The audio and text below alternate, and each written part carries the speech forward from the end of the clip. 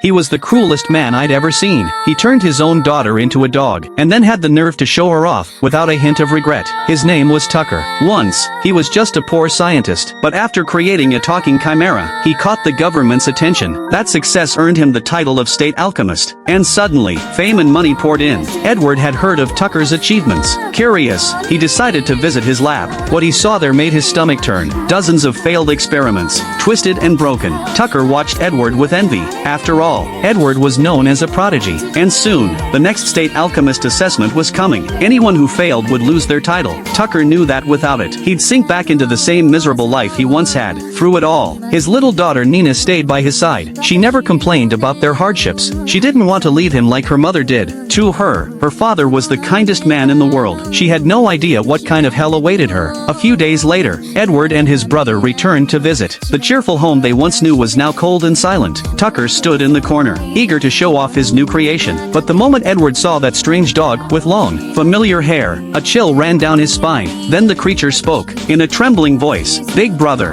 and everything clicked. 2 years ago, Tucker had fused his wife with a dog to create his first chimera. Now, desperate to pass the assessment, he had done the same thing again, using his own daughter and her pet. 2 innocent lives, destroyed for his ambition. Yet Tucker didn't see it as a crime. He smiled, insisting it was for the sake of human progress. Edward was thrown out of the house in anger, but Nina, now barely human, walked up to her father and whispered, "Daddy, does it hurt?" Even as a broken chimera, she still worried about him. Meanwhile, Tucker clutched his state alchemist badge, muttering to himself about passing the exam. Edward collapsed in the rain, shaking. He couldn't comprehend how a title could drive a man this mad. He hated himself for not being able to save that little girl. What kind of punishment could ever be enough for a father like that?